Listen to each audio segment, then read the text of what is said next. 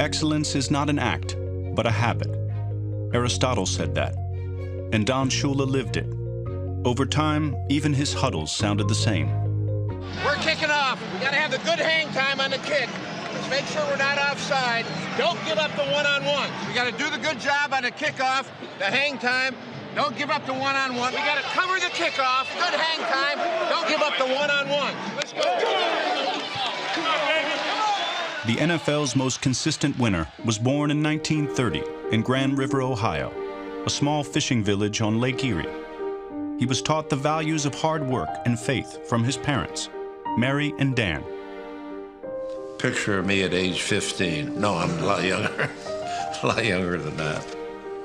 I don't know why they got me dressed like this. They got a gown on me for some reason. Might have been my christening, I guess.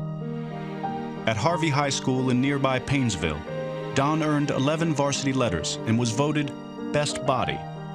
But one day, that body took a beating at football practice, and he had to explain it to his mother. And I got home, and she said, "What's that?" I said, "Well, I was making a tackle, and I cut my nose." She said, "That's it. No more football for you." So the next year, she wouldn't sign the card for me to go out and play. So I secretly forged my parents' name on the card, handed it in, and that's how I got to play my sophomore year. After graduation, Shula received a scholarship from John Carroll, a small Jesuit university outside of Cleveland. He went on a religious retreat there one summer, and once again, his football career almost came to an end. I thought at that time that the priesthood is something that I would consider. And then I got thinking about not being able to play football, baseball, basketball, and run track. So that took away my desires to become a priest. In 1950, John Carroll faced powerhouse Syracuse, and Shula's life was changed forever. I had a big day rushing. I think I had over 100 yards rushing, and we won the game. And Paul Brown and his whole staff were there scouting Syracuse for pro prospects. So when I had the big day, it got drafted by the Browns. The stage was set for a brilliant interception and return by Don Shula. Shula was a defensive back for 7 years in the NFL. He played and learned under Paul Brown in Cleveland, and then became an on-field coach for Weeb Ewbank in Baltimore.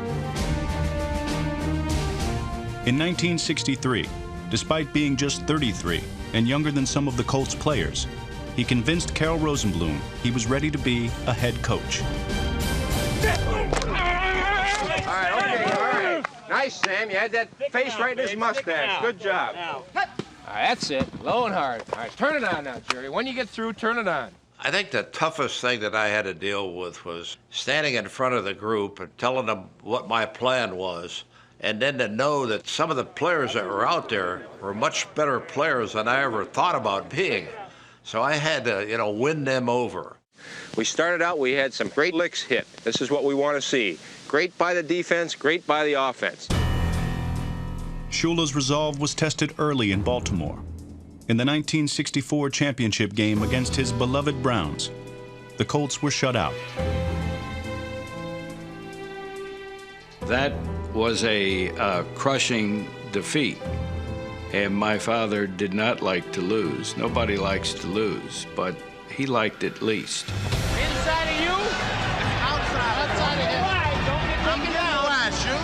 All right, that's wide. Get wide, don't get taken down. Shula was both demanding and deft on the fly. In a 1965 playoff game in Green Bay, with both his quarterbacks injured, Shula gave running back Tom Matty a wristband of plays and a pat on the back. The Colts built a late 10-7 lead, but lost in overtime thanks to a disputed game-tying field goal. Chandler kicks it, looks at it, kicks the ground, and walks off the field. And Jim Tunney goes like this and says it's good. We almost died. I mean, we could not believe that he did that. 4 years later, Shula's Colts had the best record in football. They entered Super Bowl III as 18-point favorites. Shula said, if we lose this game, every great thing we've done is out the window. The whole season is ruined if we get beat by the AFL underdog.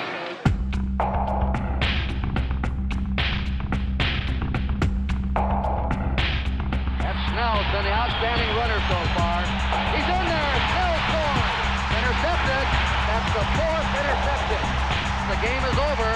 The New York Jets are the world champions. They have upset the Baltimore Colts and beat them handily here today. That loss, that's been my biggest disappointment. You never live that one down. It was a bad day to be Don Shula.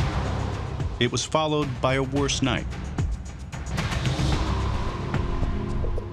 One of Shula's favorite players, number 21 Rick Volk, was injured on the game's first series.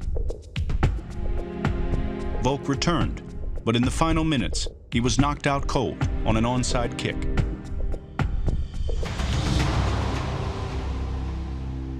So after the game, we're on the bus. Wives are with the players, and we're heading back to Fort Lauderdale. I'm getting sick on the bus, throwing up into a box that I'm holding on my lap. We finally get back to the room. Doctor comes up to the room with us. He asked him how he felt, and he said, I have a headache, and I feel sick to my stomach. And I remember Dr. Freeman saying, well, we all feel sick to our stomach after that game. And then you started with a seizure. I knew exactly what it was, and I sort of just left you be and ran out into the hallway and screamed for help. The doctor comes back in. Coach Shula's there. They keep me from swallowing my tongue by putting a ballpoint pen down my throat. We arrive at the hospital, and Rick's on a stretcher, and there we come out of the elevator, and there's Don Shula there. I sort of come to, and I see Coach Shula there, and I said, hey, Coach, I said, are we still going to get our rings? And he said, no, Rick, I don't think we're going to get our rings. It says a lot of the type of person that he was was more concerned about the health of his players and their families than he was about the game that just happened. Volk recovered and enjoyed a long career. The relationship between Shula and Carroll Rosenbloom, however, was never the same. The following season was Shula's last in Baltimore.